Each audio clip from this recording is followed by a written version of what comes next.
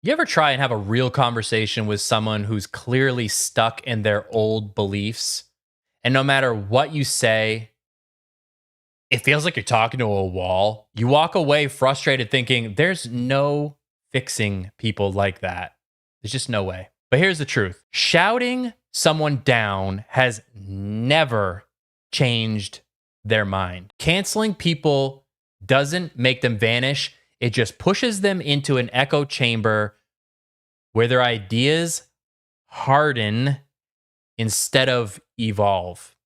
Imagine if we could actually talk again, where someone's worst belief isn't the final chapter of who they are, but the starting point for who they could become.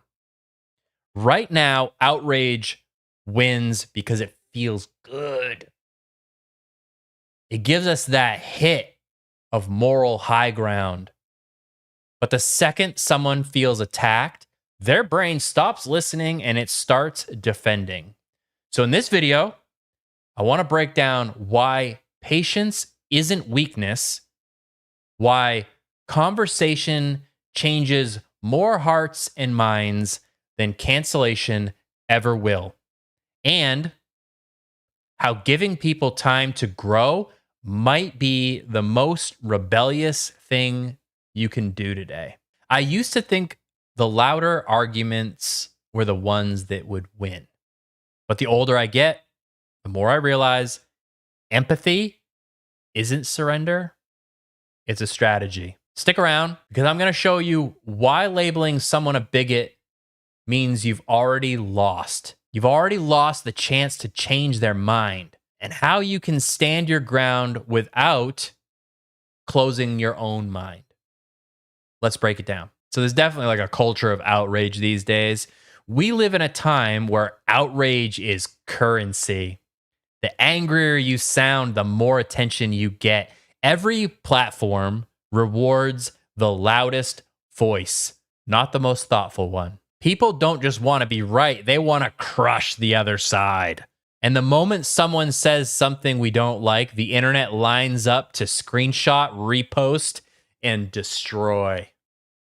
It feels righteous in the moment, like we're defending the moral high ground. But most of the time, it's not about justice, it's about dopamine. We get that quick hit of superiority for a second, and it feels like progress. The problem is, it isn't. You don't change a person's beliefs by humiliating them. You just teach them to hide those beliefs better. And when you corner someone publicly, their instinct isn't to reflect, it's to retreat. That's when echo chambers form. If we're serious about wanting people to grow, we have to stop mistaking public punishment for moral progress. Growth doesn't come from being shamed, it comes from being challenged with respect. So here's why attacking in general backfires. When someone feels attacked, their brain doesn't go into listening mode, it goes into survival mode. It's the same instinct that kicks in when someone feels cornered. They're not thinking about learning, they're thinking about escaping. That's what happens in tough conversations. The second someone hears the word like bigot or ignorant, they stop processing your point and start defending their pride. Once ego steps in, logic steps out. You can have the best argument in the world, it will not matter. Because now the conversation isn't about truth anymore, it's about identity. This is why calling out rarely works. But calling somebody out, putting them on blast, rarely works. You might win in the comment section, but you'll lose the person. They walk away thinking you just proved their worldview right. If we actually want to shift minds, we have to stop showing up like prosecutors and start showing up like teachers. Because nobody learns while they're bracing for impact. So here's the importance and the power of patience. Patience doesn't mean you agree. It doesn't mean you're soft. It means you're strategic. Real change doesn't happen mid-argument. It happens later when the emotion fades and the reflection starts. That only happens if you leave the door open. And patience is what keeps that door from slamming shut. If you can stay calm, if you can speak truth without turning it into a fight, you plant a seed. And seeds don't grow overnight. They grow over time. The people who seem impossible to reach are often just not ready yet. They need time. They need more life experience, maybe even failure to soften them up. And that's okay. Because patience gives them the space to get there on their own. And when they do, they'll remember the person who didn't treat them like an enemy. That's power that most people overlook. Patience isn't surrender. It's how you earn influence with someone. Anyone can react, but it takes strength to stay steady when everything in you wants to snap back. Again, real change takes time. Beliefs don't flip overnight. They're built layer by layer by layer through upbringing, environment, fear, pride, pain. So it shouldn't surprise us that they take time to unravel. You don't erase years of conditioning with one argument.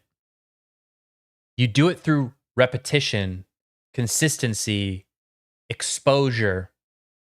It's like steering a ship. You don't yank the wheel and expect it to just turn instantly. You make small adjustments, and over time, the whole course changes direction. That's what composure does in conversation. It creates motion without chaos and progress without wreckage. Some people will need months. Others will need years to change their mind. But if you shut them out the moment they show ignorance, you rob them of the only path to growth.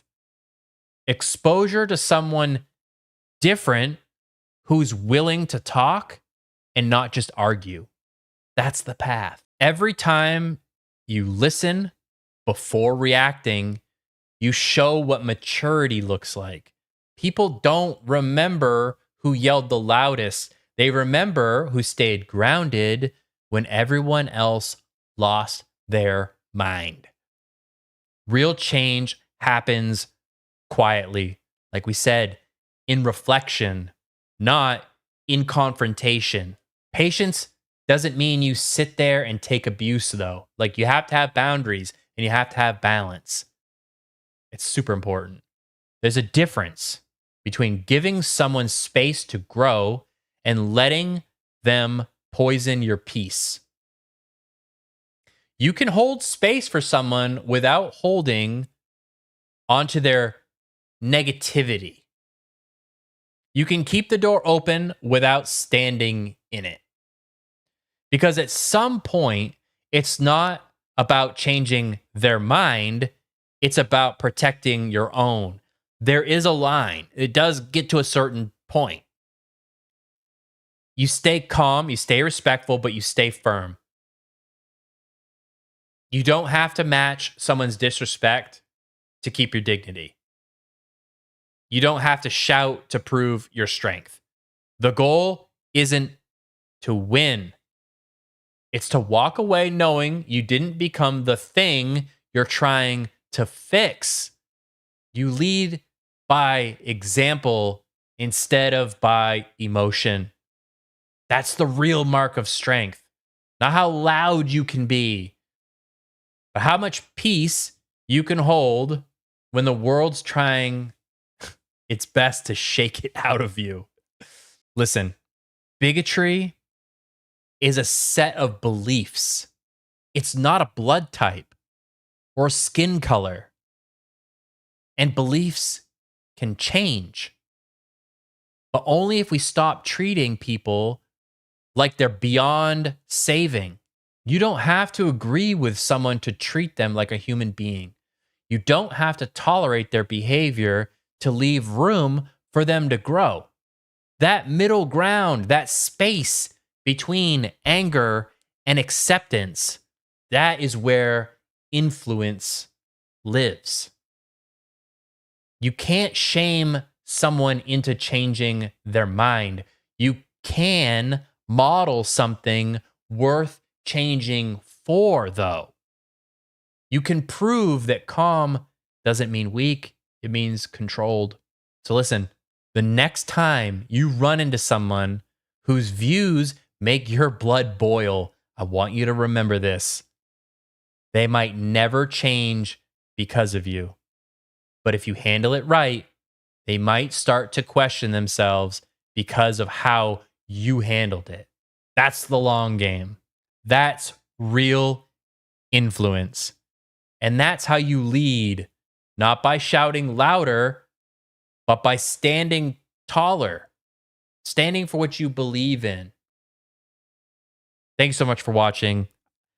I hope you got something out of that video. If you did, please like, comment, subscribe. It helps the channel out immensely. I greatly appreciate it. If you're still doom scrolling, check out one of these videos right over here because I'm sure it's right up your alley. Thank you very much. Appreciate you.